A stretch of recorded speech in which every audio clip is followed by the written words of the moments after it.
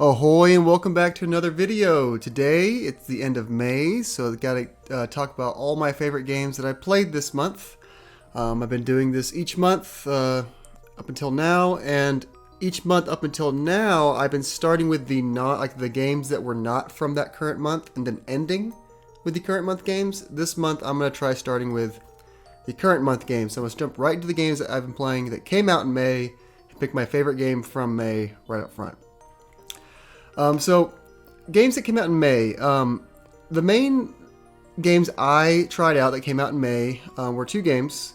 Paper Mario, Thousand Year Door Remake, and Animal Well.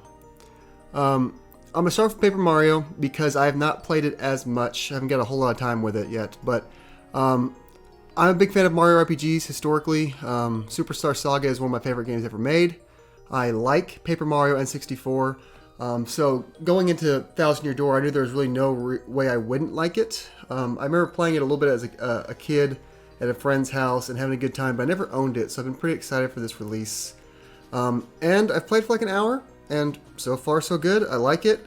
It's a very pretty game. The music's really good. I've read that this game is built with the engine from Origami King, a game that I did like, mainly for its visuals and its music. Like the combat I kind of grew tired of. But this game seems to be that, but with a combat system I do like, more of a traditional turn-based combat system. So far in the early game it's still a little simple. Basically jump and hammer and some items. And I'm not expecting it to get super complicated or anything, but I know as it goes it will flesh out a little bit and continue to improve. I like the timing mechanics. That's another thing that's in a lot of Mario RPGs, like the timed hits for more damage and the timed blocks are really nice. There's even like a parry in this game. If you want to get real risky and have a smaller window, you can try to parry with the B button. And that feels real good to pull off and like not only take no damage, but do damage back to the enemies. But yeah, it's a really fun game. Like I said, I've only played it for like an hour. So I can't really with confidence say it's my favorite game from May, but I'm sure that by the time I get to the end of it, it'll probably be my favorite game that came out this month when it's all said and done. So I will jump to the game that is my game of the month, the one I did play all the way through and enjoyed, and that was Animal Well. So Animal Well is another one of those one-person made indie games. I gotta find the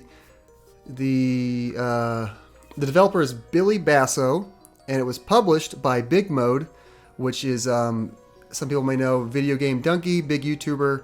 He has a publishing studio, I believe, with his wife called Big Mode, and this is their first game they released. And this first game is Animal Well by Billy Basso. So it's for lack of a better word, it is a Metroidvania. It is a search action game, if you will, with a really cool visual style. It's really dark with like neons, really simple look, but a very nice look, and I think it pops off the screen really well. I played it through PlayStation Plus Extra because it was added on to the tier I have. I think it's the second tier, whatever the second tier is called. It was on there for free, so I played it, and I do recommend it. If you like more of like a puzzly Metroidvania game, you gotta think a little bit more. The combat is minimal to non-existent. You don't really fight enemies. You kind of deter enemies, and you find out how to avoid them while you're solving some more intricate puzzles that will span multiple screens sometimes and have you loop back on old areas. You do get items throughout the game that let you go back to old places and access new things, find new secrets, like you'd expect from a game like this. When I first played it, I played it for a couple hours and I didn't really get it. I read a bunch of reviews, everyone was raving over it, how good it was, and I played it for a couple hours and I was just kind of getting frustrated. I thought it was slow. I thought, I didn't really get it. It didn't have the aha moment with me. So I put it down for several days, and I think the next weekend I picked it up. I was like, I'm going to give it another chance. I know I should like this game. I just got to go in with, give it a good solid chance. And then I sat down that day and I played it for 6 hours in a row and I just beat the game. Not a super long game, 7 to 10 hours I would expect, depending on how much secrets you want to find. I know there's a post game to go back and find even more secrets and even do even more things that I have not done. But I do think it's a really cool idea. I think there's even like a big community-wide puzzle where like everyone's game save has like a certain little key to the puzzle and needs like enough people to amass the solution. I read about that, and that's a really cool idea. Like, I like the idea of like a big community-based puzzle, but I didn't get to any of that. I just beat the game. I got the first set of credits, and I put it down. But I think it was well worth my time. The platforming is responsive. It starts out, with just a jump. It's a good jump. It's a good height, a good amount of float. You can predict where you're going to land pretty easily. But as you go, you get more things to make the platforming more fun.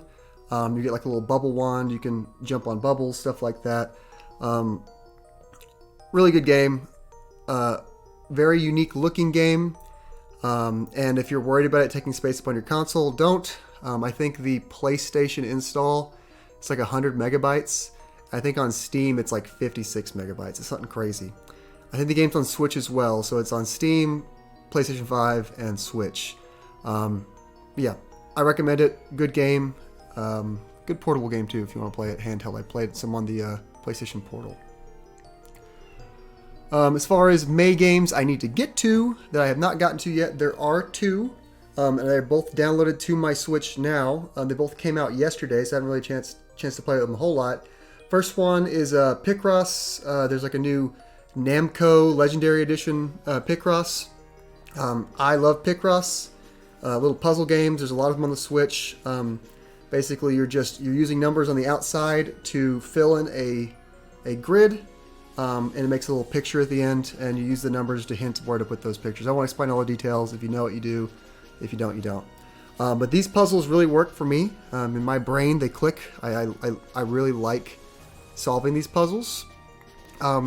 These games, though, they basically come out every year. I think the numbered... So there's Picross S for Switch, and I think there's Picross S 1 through 9 now. So even more than every year, they come out pretty frequently. The first one I bought was Picross S3, and I loved it. I did every single puzzle in the game. I even got like the little star next to every puzzle thing. I did it without like any assists. I did everything I could possibly do in that game. So I bought Picross S4, and I have not done I've not done every puzzle in S4, so I don't feel compelled to buy 5, 6, 7, 8, and 9.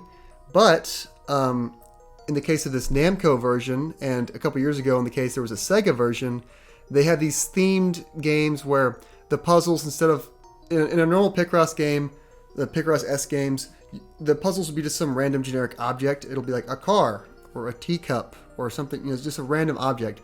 But in the Sega game, and then now in this Namco game that I just downloaded that came out yesterday, the puzzles are little 8-bit, sprites from older games. And I don't have a huge affinity for old Namco games, really. I mean, I know Pac-Man and stuff like that, but I'm not like a big Galaga guy, I mean, I appreciate those games and I respect them. But at least for me, having the puzzles be something I'm more familiar with and like seeing video gamey stuff feels worth the buy to me. So I did buy it, and I downloaded it. I played it, and I played like 15 puzzles already. I had to like make myself stop because I love Picross. I had to put it down so I could come record this because I knew if I didn't, I would just keep playing Picross all day. So hopefully I can. Normally what I try to do with Picross is if I sit there and I play it, I'll play it for hours. So I need to like put it to the side and make it like my bedtime game. Play the other games I need to be playing when I'm awake, and then I'll play Picross at the end of the night when I'm trying to just wind down. But I'm really excited about it. I'll be playing this for the next several months, I'm sure. And the other May game that I want to play that I also have downloaded is called Master Key. I remember seeing this game get announced a while back, kind of forgot about it, and then it also released yesterday, and I was reminded of it. It's basically another top-down Zelda-like. You play as like a rat, and what's interesting about this game, it may or may not be interesting to you, but to me it at least caught my eye. They call it a 1-bit game because it's all in black and white. There's no color. I kind of dig it, and I'm kind of a sucker for top down Zelda likes. Even if I've played 1,000 of them, and even if a lot of them are pretty derivative and don't have a whole lot of new ideas, I still enjoy those games. They're kind of like a comfort food game for me. And to be fair, I don't know that this game very well might have lots of cool ideas, and I hope it does, and I'm excited to see if it does. But I haven't played it yet. I just know I'm going to play it. Probably start this weekend. If not, I'll play it throughout the month. Yeah, another Zelda-like. Got on the Switch. I'm excited to try it out. So yeah, that's the May games. Only 4 that I have downloaded. 2 I played, 2 I plan to play, or play more of. But yeah, so I guess the as of right now, my May game of the month is Animal Well. As far as the non-May games, the big one that I played a lot this month, probably the game I played the most hours in this month, but it came out in April, is Another Crab's Treasure. So Another Crab's Treasure is a game I mentioned, I believe, on the April video that I wanted to try. It's a Souls-like crab game from, I think the developer's called Aggro Crab. And the reason I didn't get into it last month is because it came out the same day as Stellar Blade. So I was focused playing Stellar Blade, which I'll talk about more in a minute. But this month I found time to start streaming Another Crab's Treasure. I've been streaming the whole thing. And honestly, every time I play it, I like it a little bit more. It is, like I mentioned, a Souls-like. And that word gets thrown around a lot. A lot of games have like Souls-like elements, or they have some Souls inspiration. This game is it is a Dark Souls game that you play as a crab. It feels a lot like Souls. They clearly reference a lot of stuff from Souls, and I think it's a really good Souls-like. So it has all the the difficulty of a Souls game. It has the enemy layouts and the intricate levels that wrap around on each other. But it also has this charm and whimsy you'd expect from a game with an animated crab as your main character. For example, a lot of the decorations in the game was trash. That's a big theme of the game is the pollution in the ocean. It plays a big part in the game. I think that's why all the sea creatures are going crazy. Is my understanding. Your main source of currency, normally it'd be your souls, or in Elden Ring, I believe it's called your runes. But in this game, it's microplastics. You're collecting microplastics to level up and buy things. And it's so funny. A lot of the decoration of the levels are trash, making fun of brands that we have in real life. I don't want to spoil them because they are really funny jokes. That some of them I do laugh every time I see them. I have to go I walk over to the little piece of trash in the corner just to read the label. One I will spoil because it's a really early one that kind of plays. It's part of the story. It's a big cereal box that falls from the sky, and this big cereal box lands, and it's basically a box of Captain Crunch. It has a captain mascot on it, but it's a Captain Crab. And the people of this town see this captain as their captain. They're oh, the captain is speaking to us. So they think it's their captain trying to communicate with them through this big box. And your goal of the game, you're following the map that is on the back of the box. That would be what you would play if you're a kid eating cereal, a little game on the back that you trace your finger on. It's a map, and you're following that map as part of this game, and they think that their captain is sending them a treasure map. So it's really funny. The game does have its difficulty. Some bosses, you gotta get good with the shell system. Basically, you are a hermit crab, so you pick up shells, and instead of a normal just block with a shield in Dark Souls, you get under the shell, and the shell will take damage and break, and you gotta go find another shell. And this helps the game feel real fresh because the shells have different levels of defense that they protect you from, and they have little they different health of their own. Some are more brittle. If you get a shot glass, the shot glass has really good defense, but it shatters real quick. And the plastic ones don't defend you as much, but they've got a really long bar. They don't break as easily. And each of these shells also have their own abilities that do cool attacks with the square button. So that makes the game feel real fresh, always picking up new shells. There's a parry system that I'm not very good at because it's kind of a weird timing. You have to actually shield and then release your shield. Instead of like in a lot of games, you press the block button right as the hit comes to parry. And this one you have to already be blocking and then release the block for it to hit the parry. And I'm not very good at that, so I just worry about dodging and blocking, just regular stuff. Like I said, some of the bosses are pretty hard, and there was one boss I was getting frustrated on stream. And I didn't feel like spending the time to beat it because I was ready to go to bed.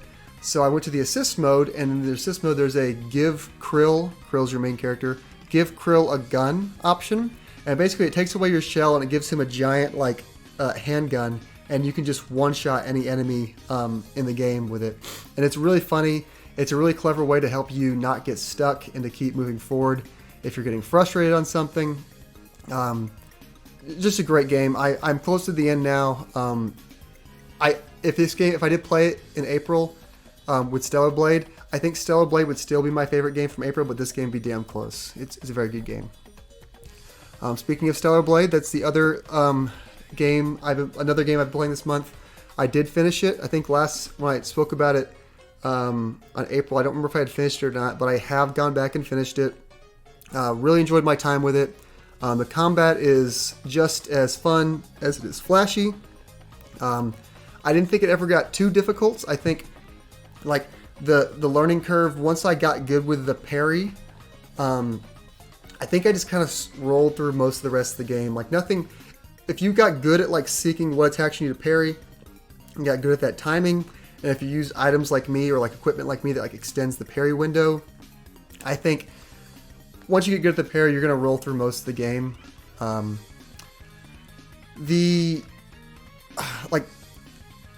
The combat is, I felt like I was growing more attached to some of the attacks, like the special attacks, and I kind of got in this rhythm of like, I'm going to parry, and I'm going to use like a specific special attack. And pretty much every boss, I just fell into the same strategy. So that could be kind of like a ding against it. I feel like once I found what worked, I was doing that over and over and over and over and over again, and it pretty much it never got in my way. I got through the whole game like that. But it was fun, and it looked fun, or it looks flashy, and the sound effects are really good. The music was excellent the whole game, whether it be just like the ambiance, background music, running around, or the more high intensity boss music. Music was solid the whole time. I did everything there was to do in the game, so I did all the side quests, fought all the like little side extra bosses. The side quests in general, like any games, like any game that has a bunch of side quests. In this game, a lot of them were like, I didn't really feel like I needed to do that side quest. I feel like a little bit of filler. But I was improving my character. I was finding new items. I was leveling up my skills. So at least I felt like it was a good use of my time from that aspect.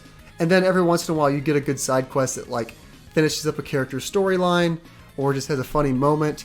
So overall, like if you are enjoying the game, I would recommend doing most of the side quests as you find them, because there is you'll find something out of it. Even if it's like a pretty boring side quest, at least you'll get an item or an upgrade or something like that. As far as like some more negative things in the game, there was like some platforming in the game. I think I could have the platforming was like fine. It helped mix some stuff up. You had like a double jump and a dash. Sometimes I got a little frustrated with some stuff because I didn't have quite the depth perception to land on certain things. But that's like not a big part of the game, so it's really not worth harping on too much. Yeah, the story was pretty good. I've seen some backlash to the story. Some people saying it's a bad story. I thought it was fine. Like, it held some intrigue for me most of the game. I was interested to see where it was going to go. Even if some of the twists were more on the predictable side, I still thought it was a fun thing to like get to and experience. And I wasn't really playing it for the story anyway, so it didn't bother me all that much. I was playing it for the action, and the action was really good. And I've started a New Game Plus run. I'm running through a New Game Plus, and I'm enjoying it still. So Stellar Blade, great game.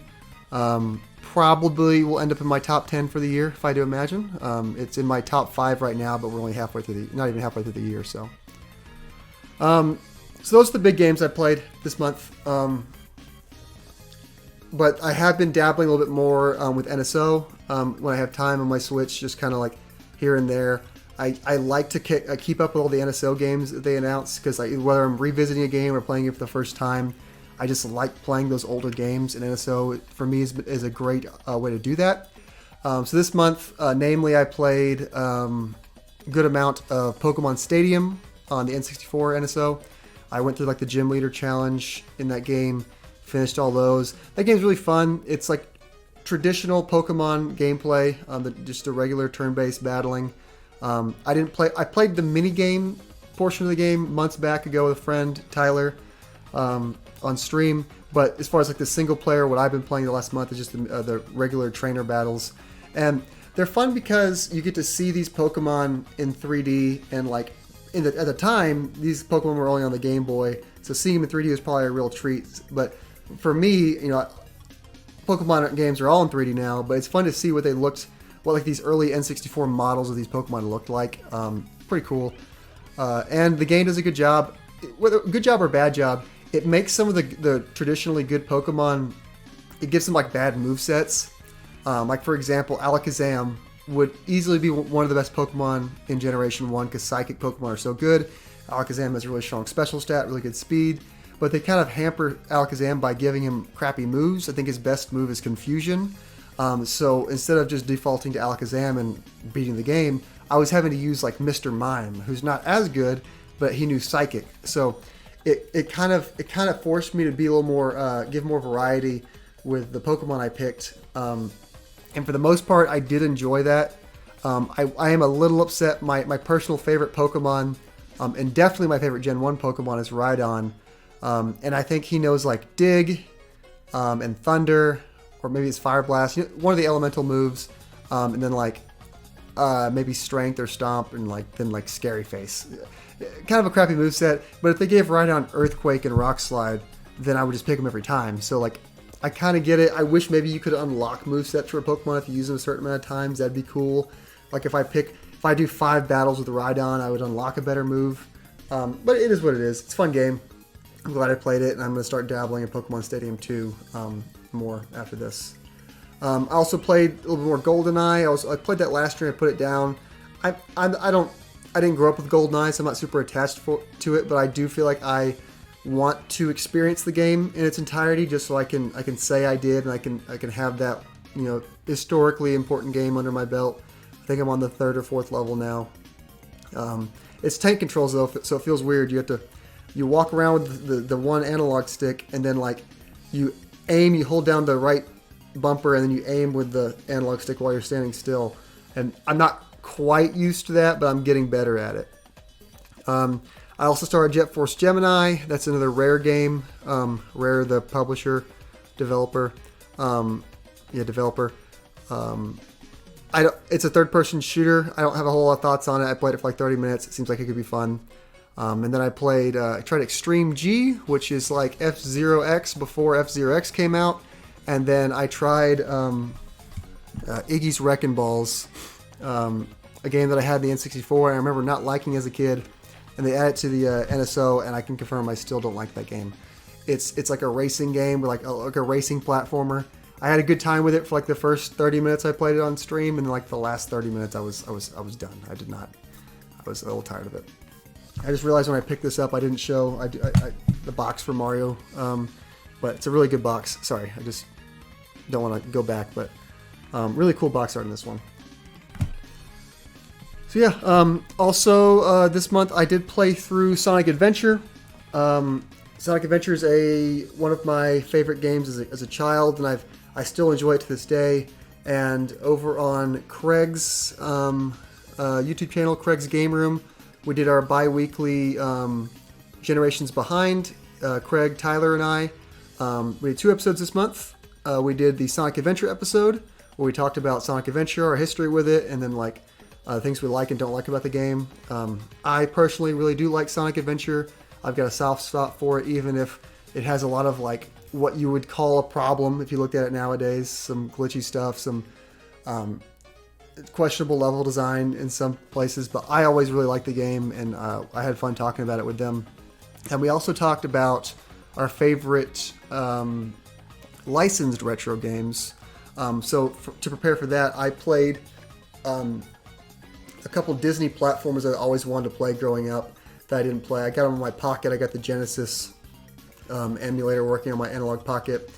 And I played through some DuckTales, some Castle of Illusion starring Mickey Mouse, and then the one I played the most of was Quackshot starring Donald Duck. Fun little level-based action platformer. Donald Duck, you've got like a little like gun that shoots like a little toilet plunger. You can stun enemies with those, and then eventually you get an upgrade. You can like the plunger will stick on the wall, and you can bounce off of them. Fun little game. I want to play more of those Disney platformers now, especially now that I have them easily accessible in my pocket. But yeah, fun month of games. Some good variety. I was happy. Pretty much everything I played. There wasn't anything I really didn't enjoy other than going back and playing Iggy's Wrecking Balls. But I kind of knew that was going to happen.